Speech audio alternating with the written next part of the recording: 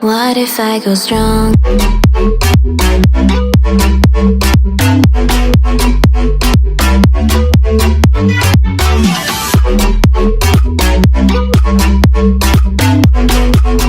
Hey guys, today I did this super smoky holiday glam look for you. Something different than I usually do by doing super dark black all over my mobile lid. So if you guys want to know how I did this look, stay tuned.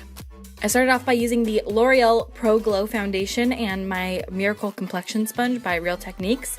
I wanted a little more coverage, so I used the Dermacol foundation, and I just patted that all over the areas of my face that typically are more red, which is usually down in my little jowl area.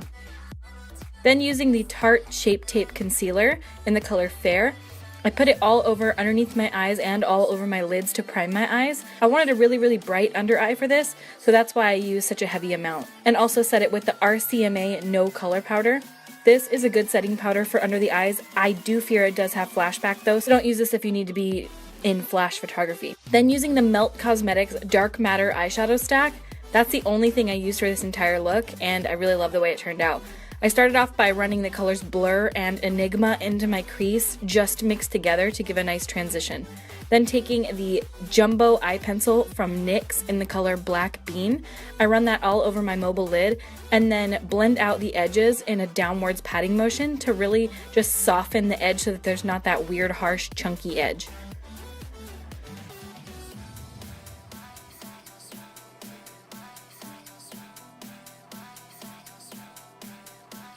Then taking the black from that stack, which is called Dark Matter, I pat it all over my mobile eyelid with any sort of flat paddle brush that's good for packing on shadow.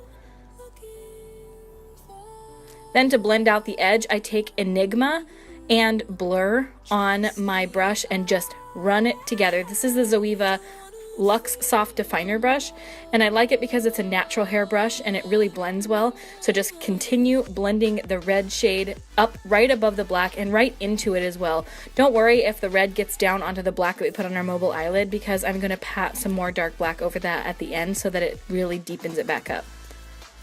Then switching to a more defined brush, running that red right above the black so that it's nice and dense.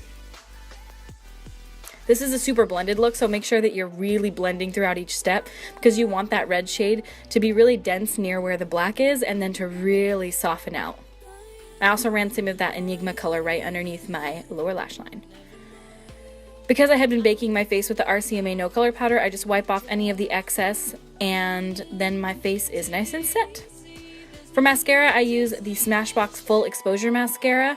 And it doesn't honestly matter what mascara you use, but this one is really good. This was my first time using it. It's just a little sample size, and I actually really like the way that it worked. It really separated my lashes, made them look really long, and I feel like it's super, super black. I'll definitely be using this one again.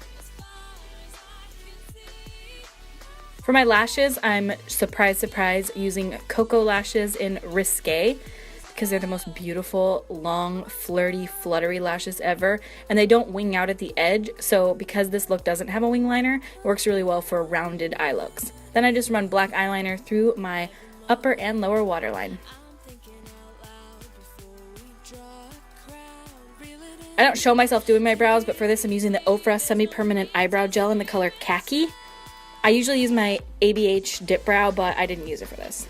Then taking a flat Morphe brush, I am running some Tarte Shape Tape Concealer right underneath my brow to really clean it up. You can see I did really straight brows today because I wanted this look to be pretty edgy. I actually centered this entire eye look around this highlighter that I'm going to use, but I'll talk to you about it in a second. Then using the Kat Von D Shade and Light palette, I'm just contouring and bronzing up my face to make it not so flat and one-dimensional, as you can see that it is here.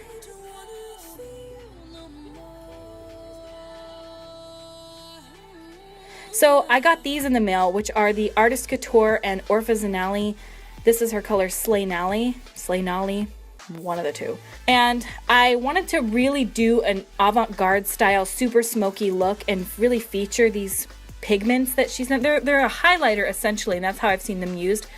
The only thing that I do have to say about them is, yes, they're gorgeous and oh my god, they're like stunning. But as you can see here, as I put it on my cheek as a highlight, it doesn't look so much as a highlight as it does glitter.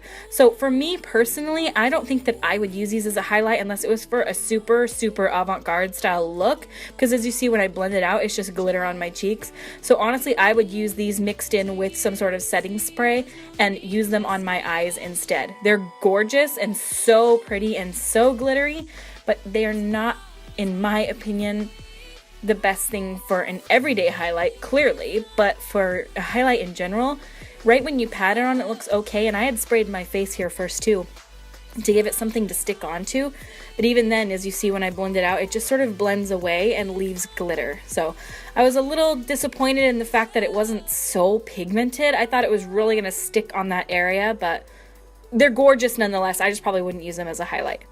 Then using the NYX lip liner in the color Dark Soul, I line my entire lips and fill them in with this same lip liner. When you fill your lips in with lip liner, I find that my lipstick lasts so freaking long. I wore this the other day and for like, I would say 6 hours, it did not budge. It lasted far longer than a liquid lipstick, if you ask me. Then using Revlon Black Cherry, I go over my lips with it, and then taking a lip brush from Smith Cosmetics, I'm just really defining my lip line. I actually am not a huge fan of the way this look turned out when I added the lips. I feel like it's a bit much, but if you just did a nude style lip and didn't add the highlight and inner corner highlight, I feel like this would be a really beautiful matte look. You could do a really pretty nude lipstick with this, or just a nice gloss. You know I'm not a huge fan of lipsticks. You can see that I tried some of that highlighter on my lip, and I'm covering it up in my inner corner because I felt like it just was too much. I preferred the look to be a lot more matte than I did, so I threw some Tarte Shape Tape Concealer over the top and then powdered the inner corners. This added for a little bit more of a messy look at the end, which was unfortunate because of the amount of time I spent on it. I'm also taking some of that RCMA No Color Powder and patting it over the top of my lips to mattify them and keep them in place all night long.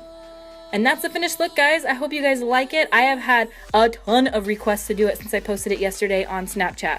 I know my skin looks like a bag of dicks in this video, and I don't know why. Honestly, it's either the lens or my skin just is a bag of dicks. I don't know. But I'm going to work on it. I'm trying to perfect it. I'm using some new products on my skin to make that texture get out of here. But I love you guys so much. Thank you so much for watching, and I will see you at my next video. Bye!